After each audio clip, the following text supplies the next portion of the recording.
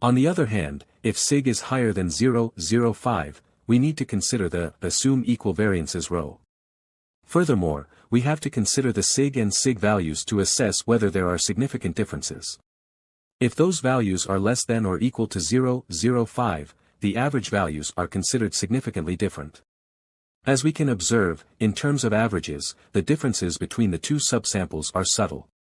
Overall, considering the sample target firms, data shows that small and micro companies record a slightly better performance for almost all indicators in the 3 years subsequent to the investment. The applied t-tests state that there is not significant difference between the average CAGR of the two subsamples.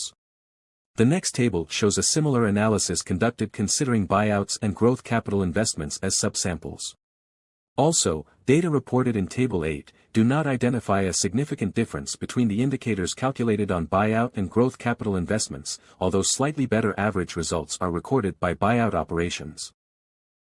The result obtained from the t-tests, in Table 8, therefore states that there are no significant differences, in terms of performance growth, between a buyout investment and a growth capital investment.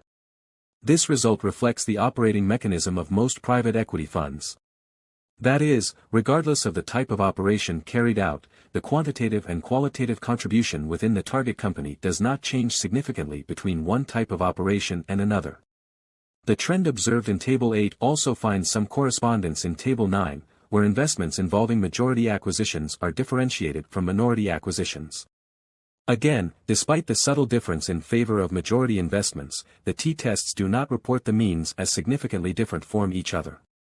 The data shown in Table 9 faithfully reflect those of Table 8 as buyout investments mostly refer to acquisitions exceeding 50% of the target company, while growth capital operations usually involve minority acquisitions. This result may very likely have arisen above all from the fact that the sample contains an insignificant number of minority investments of less than 25%, 8 observations. In fact, in these cases the average performances recorded in the 3 years following the investment are significantly lower than the average restated for each indicator. On the other hand, minority investments with an acquisition of more than 25% of the company in majority investments report results that are similar, with minimal deviations. The private equity fund aims to obtain a substantial capital gain from the sale of the acquired shareholding. For this reason, the funds generally prefer a majority acquisition or, in any case, very close to 50%. With a majority stake in the company, an investor is incentivized to prioritize the business strategic growth and ensures its operational approach is aligned with the business strategy from the start of the relationship.